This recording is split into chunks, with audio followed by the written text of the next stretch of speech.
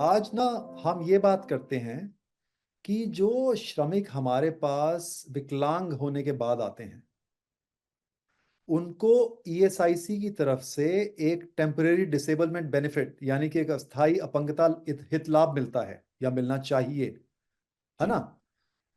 पहले तो आप ये बताइए हमारे श्रमिक साथियों को कि ये है क्या? अस्थाई अपंगता हितलाभ जो आपने जिक्र किया। जब रोजगार चूक के कारण जब एक श्रमिक का इलाज चल रहा होता है और इस इलाज के दौरान डॉक्टर द्वारा दी गई छुट्टियां या रेस्ट की पर्ची को ईएसआईसी शाखा कार्यालय में जमा करने पर ईएसआईसी से जो पैसा मिलता है उस पैसे को अस्थाई अपंगता हितलाभ या फिर टेम्परेरी डिसेबिलिटी बेनिफिट यानी टीडीबी कहते हैं। और यह सैलरी के 90% की से मिलता है। जैसे किसी वर्कर की सैलरी 10,000 रुपये है तो उसको 9,000 रुपये मिलते हैं।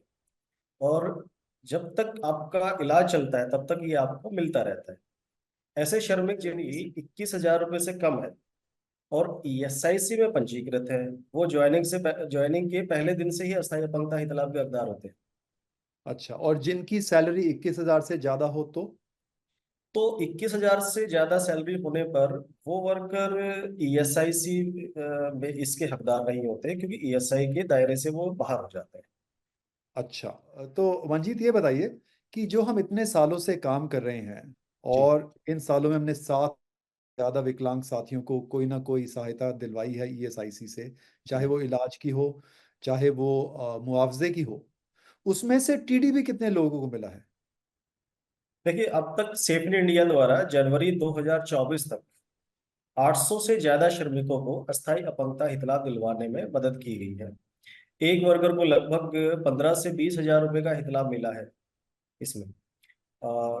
सेफ इन इंडिया के 4 सेंटर हैं, जो कि एक गुड़गांव में है, जो कि हेड ऑफिस भी है हमारा, मानेसर में, फरीदाबाद और पुणे में है, जो वर्करों को हितलाभ दिलवाने में ये मदद करते हैं। अच्छा, ये जो आपने 15-20 हजार रुपये बोले, ये एक बार है या हर महीने का है? नहीं, ये जब तक उसका इलाज, चोट लगने से लेके जब तक उसका इलाज खत्म नहीं होता उस दौरान जो छुट्टियां उसकी होती हैं और जो पैसा वो मिलता है, तो एक एवरेज अगर हम निकालें तो वो एक वर्कर की 20,000 रुपए की हितलाभ बनता है। ठीक है, ठीक है, ठीक है। ये लेकिन कई बार वर्क कंफ्यूज हो जाते हैं और हमसे पूछते रहते हैं कि मेरी चोट रोजगार चोट है या नहीं है, मुझे इसीलिए ईएसआईसी कवर करेगा या नहीं करेगा। ये कंफ्यूजन क्या है? क्या होती है तो उसके बारे में मैं बताऊंगा। वर्कर को कंपनी या फैक्ट्री में काम करते समय यदि चोट लग जाती है, या कंपनी के काम से कहीं आते या जाते समय चोट लग जाती है, या फिर घर से कंपनी जाते हुए और कंपनी से घर आते हुए रास्ते में जो चोट लगती है, उसको रोजगार चोट कहा जाता है। तो कई बार इस बात की जानकारी वर्कर और नियोक्ता दोनों को ही नहीं होती कि कंपनी आने जाने के दौरान रास्ते में जब एक्सीडेंट के कारण चोट लग जाती है तो वो भी रोजगार चोट ही होती है। इस कारण से नियोक्ता एक्सीडेंट रिपोर्ट जमा नहीं करता, जिससे वर्कर को जो हितलाभ जुड़े होते हैं वो नहीं मिल पाते। तो आप ये कह रहे हो कि अगर कोई श्रमिक साथी काम पे आ रहा हो या जा रहा हो घर से, जी। या काम के दौरान काम की वजह से बाहर भेजा गया हो उसको, और उसको चोट लग जाए, तो वो कवर्ड है, उसको टीडीबी मिलेगा?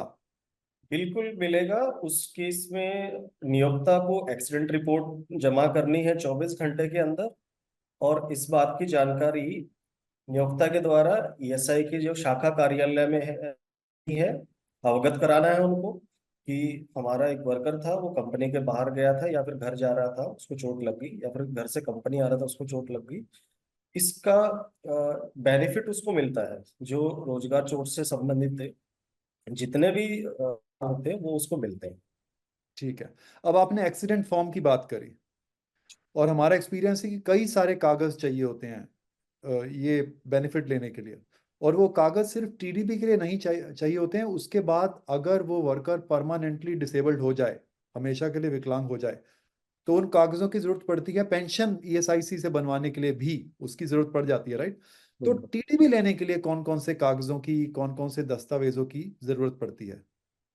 कि टीडीबी लेने के लिए, टीडीबी या अस्थायी अपंगता हितलाभ प्राप्त करने के लिए 7 दस्तावेज होते हैं जिनको ईएसआईसी शाखा कार्यालय में जमा किया जाता है, जिनमें से वर्कर के द्वारा छुट्टियों की पर्ची, फिटनेस की पर्ची, बैंक की पासबुक की फोटोकॉपी, इलाज की पर्ची और डिस्चार्ज कार्ड जो होता है, ये वर्कर की जिम्मेदारी होती है इनको जमा करने की। इसके अलावा नियोक्ता के द्वारा वो एक्सीडेंट रिपोर्ट होती है, सैलरी रजिस्टर होता है, हाजिरी रजिस्टर, वर्कर और उसके साथ में काम, वो गवाहों के बयान होते हैं जिन्होंने उसको उस टाइम पे देखा था जब उसको चोट लगी थी, वो एक तरह से गवाही देते हैं। इसके अलावा ईएसआई भी कुछ कागज इसमें जमा करती है। लंबी छुट्टियों के मामले में मेडिकल रेफरी की रिपोर्ट ईएसआई की ओर से जमा होती है और फार्म नंबर 10 जमा होता है। विशेष मामलों में जैसे रोड दुर्घटना में कुछ और दस्तावेज भी जमा कराने पड़ते हैं, जिसकी चेकलिस्ट, एक चेकलिस्ट है वो हम आपको स्क्रीन पर दिखा रहे हैं, जिससे को आप देख के समझ सकते हैं कि ये दस्तावेज तो विशेष मामलों में जमा कराने पड़ते हैं। मंजीत, जिम्मेदारी किसकी होती है? इतने सारे कागजात हैं, किसकी जिम्मेदारी है कि वो ईएसआईसी में जमा करे? देखिए, सबसे बड़ी जिम्मेदारी तो होती है नियोक्ता की। इलाज के कागज जो होते हैं वो तो वर्कर के पास रहते हैं, वो हम्म, जमा कर सकता है और हाँ करता भी है वो टाइम पर। लेकिन हाँ काफी सारे दस्तावेज जुड़े होते हैं नियोक्ता के साथ, हाँ हाँ। और नियोक्ता उनको अगर टाइम पे जमा करे तो एक वर्कर को उसका जो हितलाभ है, उसका जो छुट्टियों का पैसा है, वो उसको समय पर मिलेगा। आपके एक्सपीरियंस में क्या परसेंटेज, प्रतिशत वर्कर होते होंगे जो अप्लाई करते होंगे टीडीपी के लिए और उनको मिल जाता होगा? क्या ज्यादातर को मिल जाता है या ज्यादातर रिजेक्ट हो जाते हैं? नहीं, ज्यादातर को मिलता है, अच्छा। लेकिन लेकिन इसमें जो समय इसमें लगता है, समय हम्म। बहुत ज्यादा लग जाता है। कितना समय लग जाता होगा? जल्दी से जल्दी कितना हो सकता है, और कई बार अटक जाए तो क्या होता है? देखिए, अगर मैं अपने सेंटर फरीदाबाद की बात करूं तो पूरे कागज जमा करने के बाद में कम से कम एक एवरेज पीरियड मतलब जो रहता है वो 3 महीने का रहता है यहाँ पर, कि 3 महीने के बाद उसको जो पैसा है, हितलाभ है, वो मिल जाता है। अच्छा, 3 महीने लंबा टाइम है, पर इतना भी नहीं है कि वर्कर अपना नुकसान करे और ये ना ले। तो आपने डॉक्यूमेंट्स के बारे में बताया, और एक्सीडेंट फॉर्म का नाम बार बार आता जी। है ना? ये एक्सीडेंट फॉर्म का क्या महत्व है, क्या इम्पोर्टेंस है, और इसको कौन जमा करता है?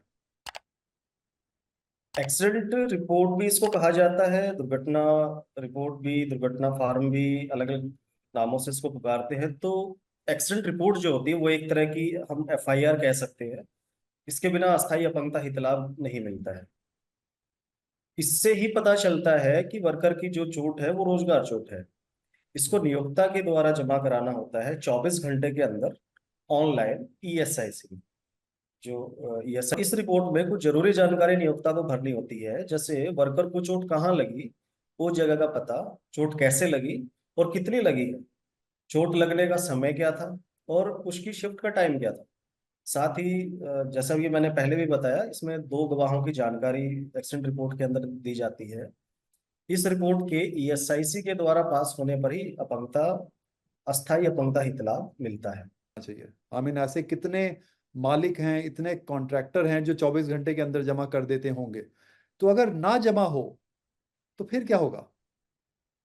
देखिए, वैसे तो रोजगार चोट में इसको जमा करना जरूरी है, लेकिन यदि किसी कारण से एक्सीडेंट रिपोर्ट जमा नहीं होती है तो वर्कर को बीमारी हितलाभ मिलता है, जिसमें सैलरी का 70% पैसा मिलता है इसमें। कई बार अस्थायी अपंगता हितलाभ मिलने में देरी होने पर भी बीमारी हितलाभ दे दिया जाता है और केस पास होने पर 20% एरियर दे दिया जाता है। अच्छा। हाँ, बीमारी हितलाभ के लिए श्रमिक का ईएसआईसी में 9 महीने पुराना रजिस्ट्रेशन होना चाहिए, और जिसकी साल में 2 अंशदान अवधि होती है, अप्रैल से सितंबर और अक्टूबर से मार्च। यानी आप अब अप्रैल से सितंबर के बीच में इलाज करवाते हैं तो सितंबर से अक्टूबर के बीच आपका 78 दिन का पैसा ईएसआईसी में जमा होना जरूरी बात की, और वो पूछना चाहे तो ईएसआईसी में जाके पूछ सकता है, ईएसआईसी है। के हेल्पलाइन पे फोन कर सकता है, और हमारे को भी फोन कर सकता है, हम उसको स्क्रीन पे दिखा देंगे।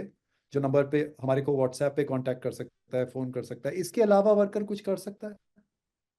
देखिए, उसको अगर इसके बारे में जानकारी चाहिए कि मतलब उसको बीमारी इतला मिलेगा कि नहीं मिलेगा, तो उसके लिए शाखा कार्यालय है, जो लोकल ऑफिस है जिसको बोलते हैं, वहां पे जाके अपनी हकदारी चेक करवा सकता है। डिस्पेंसरी में भी हकदारी चेक हो जाती है। और हॉस्पिटल जहाँ पे इलाज होता है, वहां पे, अगर मैं फरीदाबाद की बात करूँ तो यहाँ पे अलग से काउंटर बनाया हुआ है, जहाँ पे हकदारी कोई भी वर्कर जाके अपनी चेक करा सकता है कि वो बीमारी हितलाभ के लिए योग्य है कि नहीं। ठीक है, बढ़िया बात है। ईएसआईसी से जवाब ना मिले तो हमारे पास आए, नहीं तो ईएसआईसी से जवाब मिलना चाहिए। अच्छा, बिल्कुल। आपने एक और डॉक्यूमेंट की बात करी, छुट्टी की पर्ची। ये छुट्टी की पर्ची का बहुत नुकसान होता है वर्कर्स को, ये तो मुझे भी मालूम है। तो इसके बारे में बताइए, इसकी क्या प्रोसेस है और ये होता क्या है? अगर चोट लगने पर ईएसआईसी में डॉक्टर इलाज करते हैं, और इस दौरान इलाज की पर्ची या ओपीडी स्लिप जो हम प्रेस लिखते हैं, जिसको वर्कर अपने जिसको वर्कर को अपने डिस्पेंसरी में दिखाना होता है, इस ओपीडी स्लिप को डिस्पेंसरी में दिखाने पर छुट्टी की पर्ची मिलती है। इसको मेडिकल भी कहते हैं।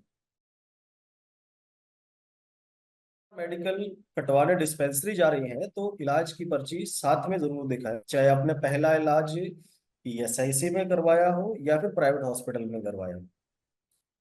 डिस्पेंसरी से आपको मेडिकल की दो कॉपी मिलती हैं, जिसमें से एक कंपनी में और एक पर्ची को लोकल ऑफिस में जमा करना होता है। अभी कुछ समय से मेडिकल को ऑनलाइन जमा करने का नियम ईएसआईसी ने बनाया है, जिसमें मेडिकल और हॉस्पिटल में एडमिट पर्ची को ऑनलाइन जमा किया जाता है। इसमें वर्कर को लोकल ऑफिस जाने की जरूरत नहीं। परंतु हमने फरीदाबाद में, मानेसर में, गुड़गांव और पुणे में देखा है, अभी मेडिकल ऑनलाइन करने के बाद एक कॉपी लोकल ऑफिस में भी जमा करानी पड़ रही है, जिससे हम्म। वर्कर का काम बढ़ रहा है। अच्छा, इसलिए हम ईएसआई। हम ईएसआईसी के हेड ऑफिस को लेके जाएंगे। अच्छा, ये आपने इतनी जो प्रोसेस बताई, ऑब्वियसली इतना आसान नहीं है श्रमिक के लिए, हाँ, पर इतना मुश्किल भी नहीं है। अगर एक बार श्रमिक समझ ले कि इनमें क्या दिक्कतें आती है और उसके बारे में सोच ले थोड़ा शांति से, तो इतना मुश्किल भी नहीं है। तो आप ये बताइए, आपके एक्सपीरियंस से, आपको इतने साल हो गए काम करते हुए, आपके एक्सपीरियंस में वर्कर्स को टीडीबी लेने में क्या दिक्कतें आती हैं और क्या करे वो? दिक्कत तो बहुत आती है इसमें, लेकिन जो 5 दिक्कतें हैं, मैं दिक्कतों के ऊपर थोड़ा सा रोशनी डालना चाहूंगा। हमने 5 मेन दिक्कतें देखी हैं। नियोक्ता द्वारा दुर्घटना रिपोर्ट जमा न करना, या फिर और दूसरे जो दस्तावेज, जरूरी दस्तावेज होते हैं, वो जमा न करना। वर्कर के द्वारा छुट्टी की पर्ची ना कटवाना, या छुट्टी की पर्ची कटवाना लेकिन जमा ना करना लोकल ऑफिस में। नियोक्ता द्वारा वर्कर को चोट लगने के बाद ही ईएसआईसी में पंजीकृत करना, जो कि गैरकानूनी है। ई पहचान हम्म। कार्ड वर्कर की जानकारी, जैसे वर्कर का नाम, जन्म तिथि, पिता या पति का नाम गलत होना। ये जो आपने दिक्कतें बताई, ये हर श्रमिक के साथ, ये पांचों की पांचों तो नहीं होती, किसी श्रमिक के साथ कुछ, किसी श्रमिक के साथ कुछ, करेक्ट? बिल्कुल तो ऐसा घबराने की बात नहीं है कि हर श्रमिक को पांचों दिक्कतें होंगी, है। ऐसा ठीक है, या मैं गलत बोल रहा हूँ? नहीं, देखिए, शुरुआती जो चीजें हैं वर्कर के साथ में, मतलब उसको अपना मेडिकल का शुरू में जो सावधानी रखने वाली बात होती है, तो ये यही पांचों में से कोई ना कोई समस्या के साथ में वर्क होता है। हाँ। पर जब इस समस्या से निकल जाता है, तो फिर ही काम आगे बढ़ता है उसका। तो ये बताइए यानी कि हर। जो हमारा एक्सपीरियंस है और जो हमने लगभग 1,000 श्रमिकों को अब तक टीडीपी दिलवाया है, हाँ, आपको क्या लगता है कि हमारे श्रमिक साथी, चाहे चोट लगी हो या ना लगी हो, ये जरूरी बात है, ये ध्यान सबको रखना चाहिए, बिल्कुल। है ना, वो ऐसी क्या चीजें हैं कि वो हमेशा ध्यान में रखें, अपने कागज सही रखें, अपने कागज की मांग ठीक करें? ऐसी क्या चीजें जो आप कहोगे कि ये हर श्रमिक को, चाहे विकलांग हो ना हो, चाहे चोट लगी हो ना हो, पर इन। देखिए, अगर किसी वर्कर को चोट लग जाती है और रोजगार चोट वो है, हाँ हाँ। तो रोजगार चोट के मामले में जो दिक्कतें आती हैं, उनसे बचने के लिए वर्कर को क्या करना चाहिए। और सबसे पहले तो ये देखना है कि उसकी दुर्घटना रिपोर्ट जमा है या, और ये पता करने के लिए नियोक्ता या एसआईसी का जो शाखा प्रबंधक होते हैं, उनसे संपर्क करना चाहिए। इसके अलावा, अगर रिपोर्ट को की एक कॉपी नियोक्ता है तो और अच्छा होता है और बेहतर होता है, ताकि उसको एक कंफर्म हो जाए कि उसकी रिपोर्ट जमा हो गई है। हम्म। इसके अलावा अपनी छुट्टी की पर्ची और फिटनेस की पर्ची समय से डिस्पेंसरी से लेनी है और शाखा कार्यालय में जमा करवानी है।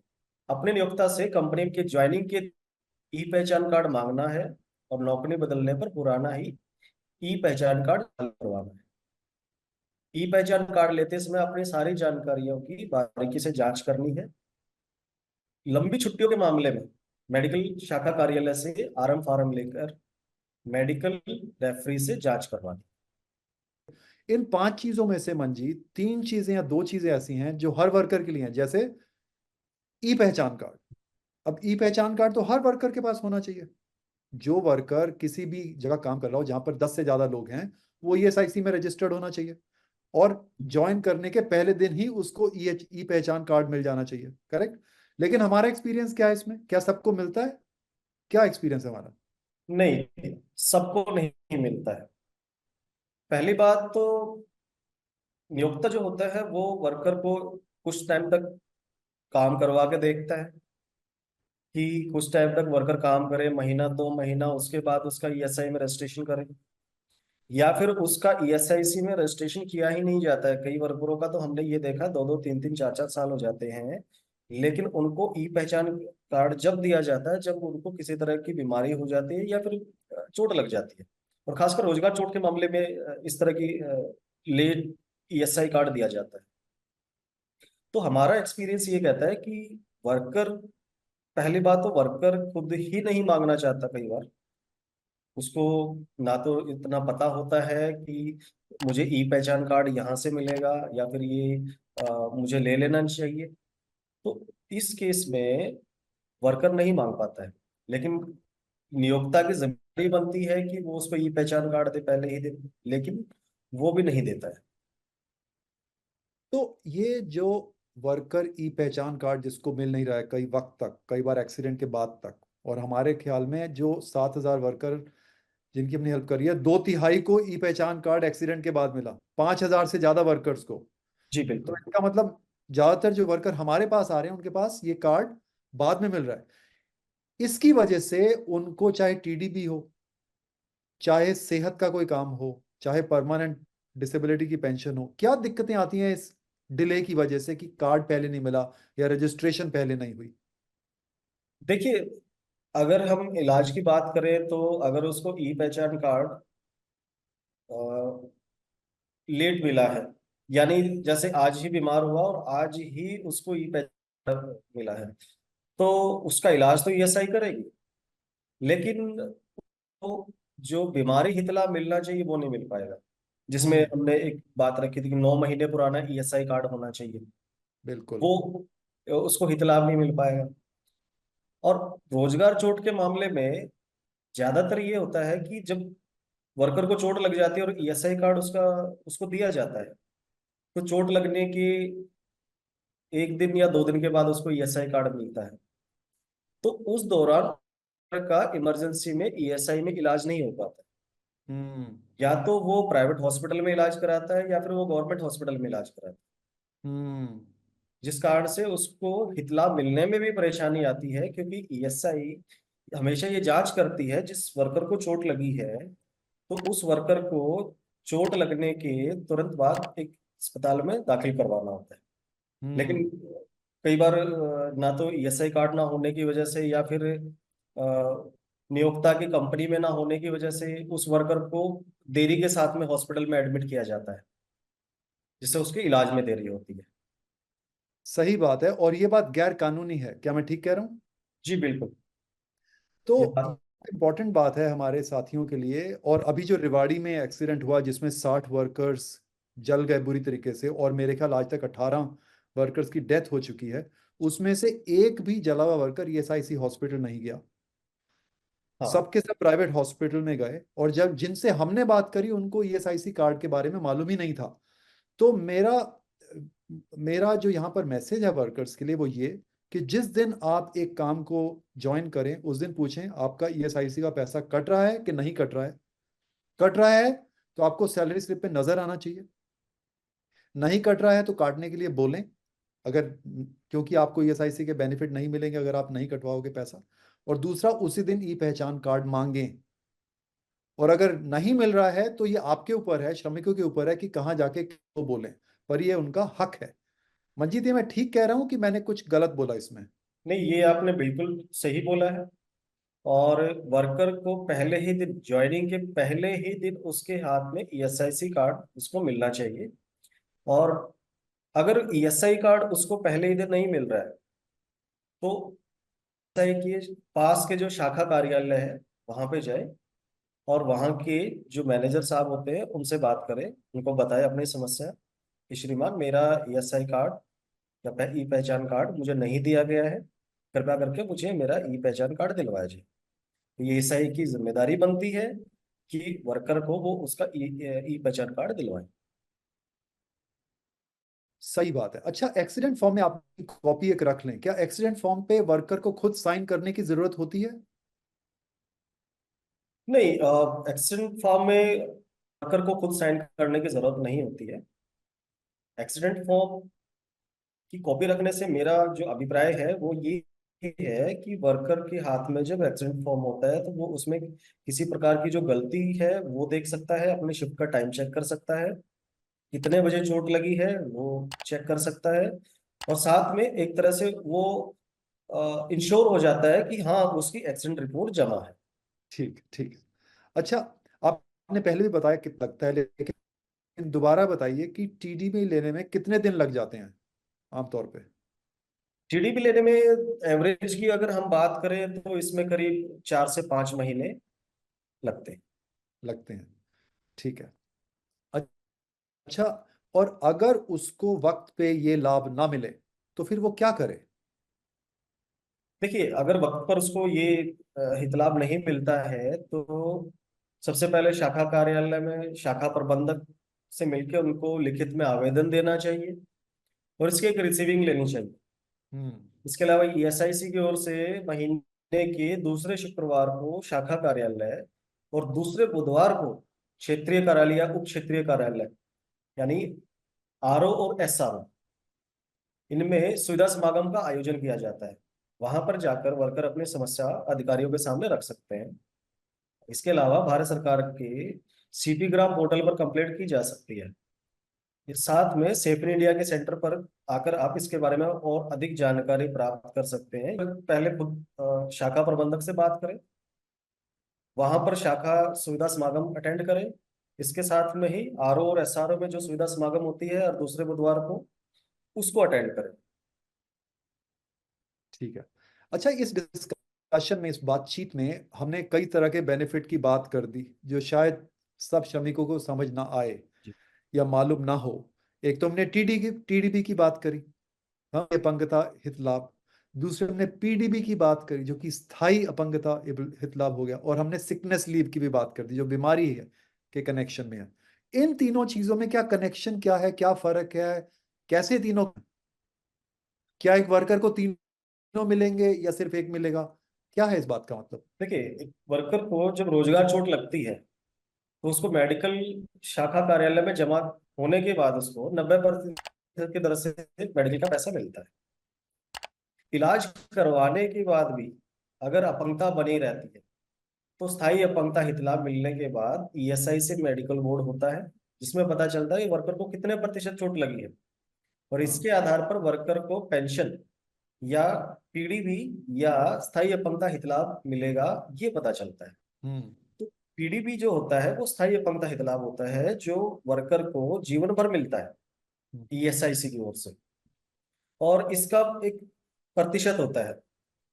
जैसे किसी को प्रतिशत 20%, जैसे किसी को चोट लगी है और उसकी सैलरी 10,000 रुपये है, तो उसको 9,000 के हिसाब से तो अस्थायी अपंगता हित लाभ मिलेगा। और अस्थायी अपंगता हित लाभ का 20% यानी करीब 1,800 रुपये उसकी पेंशन यानी स्थायी अपंगता हित लाभ मिलता है। ये एवरेज क्या होगी? आपने बोला एवरेज जो हमने टीडीबी दिलवाया है वर्कर्स को अस्थाई लाभ, वो है बीस 20-25 हजार पच्चीस रुपए। बस बस। लेकिन जो परमानेंट डिसेबिलिटी बेनिफिट है, जो एक तरीके से पेंशन बोलते हैं हम्म। लोग उसको, उसकी एवरेज वैल्यू क्या है? जो मेरा जो अनुभव कहता है कि एक उंगली कटने पर कम से कम 1,000 से 1,200 रुपए के बीच में जो पेंशन है वो मिलती है। और अगर 2 उंगली कटी है तो 2 से 2,500। और इसी तरह से 3 के लिए 4,000 के आसपास। अगर भाई 5 उंगलियां आपकी चली गई या फिर हथेली से आपका हाथ कट गया है तो फिर 5-6 हजार के आसपास ये आपकी पेंशन जो है वो आपको मिलती है। अच्छा।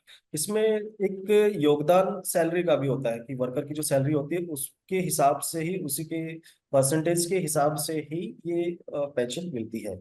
जैसे किसी वर्कर की एक उंगली कटी है और उसको 1,000 रुपये पेंशन मिल रही है, और उसकी 10,000 रुपये सैलरी है, और उसकी एक उंगली कटी है तो उसको 1,000 रुपये मान लीजिए पेंशन मिल रही है। और उसका साथी वर्कर है जिसकी सैलरी 20,000 रुपये है और उसको भी उतनी ही चोट लगी है, तो उसके साथी वर्कर को 2,000 रुपये पेंशन मिलेगी, क्योंकि उसकी सैलरी उससे ज्यादा है। हम्म। तो उसका नुकसान उससे ज्यादा माना जाएगा। उसका नुकसान उससे ज्यादा माना जाएगा। और इसमें फिर कि ये बात जब भी इम्पोर्टेंट हो गई कि जो वर्कर की सैलरी है उसके लिए एक अच्छी साफ वेज स्लिप, एक सैलरी स्लिप उसके पास हो, और उसमें उसकी सैलरी कम ना लिखी हो, सच लिखी हो। ये बात आपने देखी है, इससे कोई फर्क पड़ता है? देखिए, सैलरी स्लिप तो मैंने करीब, अगर मेरे पास 100 वर्कर आ रहे हैं तो उनमें से एक या दो के पास ही सैलरी स्लिप मैंने देखी होगी। हम्म। नहीं तो मैंने किसी के पास सैलरी स्लिप नहीं देखी है, क्योंकि उनको सैलरी स्लिप दी ही नहीं जाती। हम्म। जब तक उनको सैलरी स्लिप देते ही नहीं है, उनको पता ही नहीं होता कि उनकी सैलरी एक्चुअल में है कितनी। एक मोटा मोटा सा हिसाब जो है वो उनको दे दिया जाता है कि आपका इस महीने का इतना पैसा बना है। किसी कागज पे दिखा दिया जाता है उनका, या फिर उनको कंप्यूटर स्क्रीन पे दिखा दिया जाता है, या फिर उनको मुंह जबानी समझा दिया जाता है कि आपका इतनी हाजिरी थी, आपका इतना पैसा बना है और इतना ओवर टाइम भी। और कैश में उनको दे दिया जाता है ज्यादातर। तो इसीलिए बहुत जरूरी है कि हमारे साथी जो काम कर रहे हैं फैक्ट्रियों में या दूसरी जगह, वो सैलरी स्लिप मांगे, उसमें ईएसआईसी का पैसा कट रहा है या नहीं कट रहा है वो देखें, उसको रिकॉर्ड अपने पास रखें। क्योंकि अगर उसमें पूरी सैलरी दिखाई गई तो लाभ भी ईएसआईसी से ज्यादा मिलेगा, नहीं तो बाद में कौन क्या गड़बड़ करेगा कंट्रोल करना बहुत मुश्किल है। ये बात ठीक है? जी बिल्कुल। बहुत कई बार ऐसा होता है कि जब वर्कर को, जब वो काम कर रहा होता है तो उसकी सैलरी कुछ और उसको मिल रही होती है, और जब उसको रोजगार चोट लग जाती है तो जो कागज नियोक्ता के द्वारा ईएसआईसी में जमा करवाए जाते हैं उसमें कुछ और सैलरी होती है। हाँ। तो हाँ। ये चीज को वर्कर को अपने नियोक्ता के साथ में पहले ही अगर सैलरी स्लिप मांग ली जाए तो वो बहुत अच्छा चीज रहेगी, उसको अपने सैलरी जो मिल रही है उसका पता रहे। बिल्कुल। और अगर कोई लेने से मना करे तो फिर से कानूनी तरीके वर्कर के पास हैं, अगर वो उस रास्ते पे जाना चाहे। पर नहीं भी जाना चाहे तो कम से कम एक डायरी बना के रोज की पेमेंट या हफ्ते की पेमेंट या महीने की पेमेंट जो भी मिल रही है, कितना टाइम की काम किया है, कितने दिन घंटे काम किया है, कितना ओवर टाइम है, जो भी वो नोट करे। क्योंकि एक वर्कर जो इसको नोट करता रहता है एक डायरी में, और उस रिकॉर्ड कई हफ्ते, कई महीने, कई साल का हो, तो उसको कानून में एक एविडेंस माना जाता है। तो ये सोच के चले, क्योंकि ये सिर्फ अपंगता हित लाभ की बात नहीं है, कई चीजें इससे जुड़ी होती हैं। बिल्कुल आपका ये सुझाव रहेगा मंजीत? बिल्कुल बिल्कुल। अगर देखिए, इसके साथ में ही हम लोग वर्कर को जिनको रोजगार चोट लगी होती है तो उनको लेबर वेलफेयर से भी 1 से 1.5 लाख रुपए की जो स्कीम है, जिसमें रोजगार चोट के कारण उनको 1 से 1.5 लाख रुपए की आर्थिक सहायता मिलती है, लेबर वेलफेयर ऑफिस है, वो दिलवाने में भी हेल्प करते हैं। और उसमें सैलरी स्लिप का बहुत अहम योगदान होता है, हम्म। क्योंकि उसमें अगर वर्कर का पैसा, लेबर वेलफेयर का पैसा कटा हुआ है तो ही उसको ये लाभ मिलता है। हालांकि इसके के लिए कोई भी सलाह, कोई भी बात आप बोलना चाहें? बिल्कुल जाने से पहले मैं दुर्घटना रिपोर्ट जमा कर अपना मोबाइल नंबर और खाता नंबर ई पहचान कार्ड में लगवाए आप, ताकि मेडिकल ऑनलाइन करने में कोई परेशानी ना आए।